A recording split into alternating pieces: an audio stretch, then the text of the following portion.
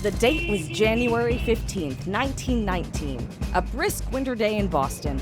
It looked and felt just like any other afternoon, until BAM!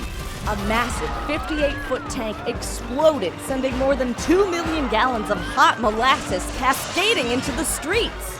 An 8-foot swell of tacky lava-like goo ripped through the streets at about 35 miles per hour, smashing windows, crushing cars, and even toppling buildings as it continued to flood.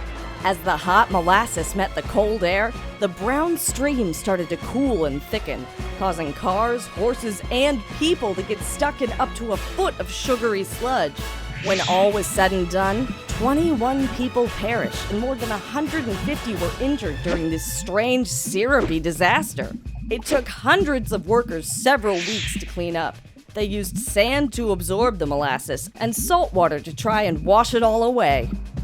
Even with all the effort, just about every single surface in the area was still sticky with molasses residue, and Boston Harbor was brown with molasses runoff for 6 months. So, what the heck happened? What led to this strange debacle? Newspapers reported all kinds of rumors. Some believed the molasses was part of a bootleg alcohol operation, while others speculated that it could have been a bomb. A 6-year-long investigation and a bitter court battle ensued. All eyes were on the United States Industrial Alcohol Company, who owned the exploding tank and found themselves with more than 100 lawsuits related to the disaster. The trial finally ended after more than 40,000 pages of testimony were collected and over 3,000 witnesses were questioned. In the end, the United States Industrial Alcohol Company was definitely at fault. They had to pay out almost $1 million, which is closer to $15 million today.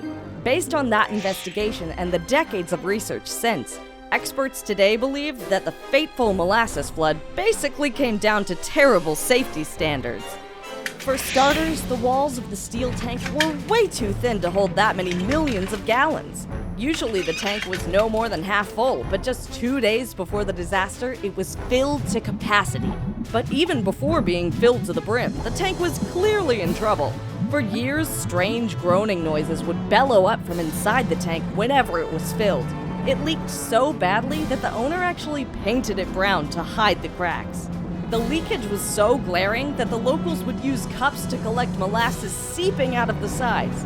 So, yeah, pretty negligent. For decades after the accident, locals swore you could still smell molasses in the air on particularly hot days.